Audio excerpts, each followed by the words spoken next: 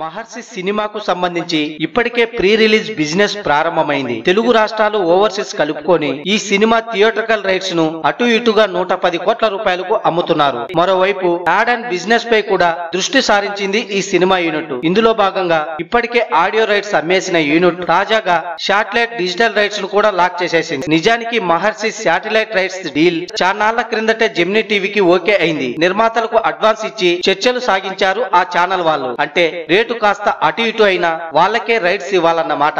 అలా చానాళ్లు చర్చలు సాగించి ఫైనల్ గా 16,80,00,000 రూపాయలకు శాటిలైట్ డీల్ ను లాక్ చేశారట. ఈ మేరకు అగ్రిమెంట్ కూడా పూర్తయినట్లు తెలుస్తుంది. మరోవైపు ఈ సినిమా డిజిటల్ రైట్స్ కూడా అమ్ముడుపోయాయి. అమెజాన్ ప్రైమ్ సంస్థ ఈ సినిమా డిజిటల్ స్ట్రీమింగ్ హక్కుల్ని 11 కోట్ల రూపాయలకు దక్కించుకుంది. గతంలో ఇదే సంస్థ మహేష్ నటించిన భరత్ అనే నేను డిజిటల్ రైట్స్ ను 10 కోట్లకు దక్కించుకోగా ఇప్పుడు మరో ₹1 కోటి అధికంగా మహర్షి సినిమా ధర పలికింది. అయితే అంత అనుకున్నట్లు థియేటర్లలో సినిమా వచ్చి 4 వారాలకే మహేష్ సినిమా అమెజాన్ ప్రైమ్ లో రాదు. తాజాగా నిబంధనలు మార్చారు. థియేటర్స్ లో మహేష్ సినిమా వచ్చిన 8 వారాల తర్వాత అమెజాన్ ప్రైమ్ లో వస్తుంది.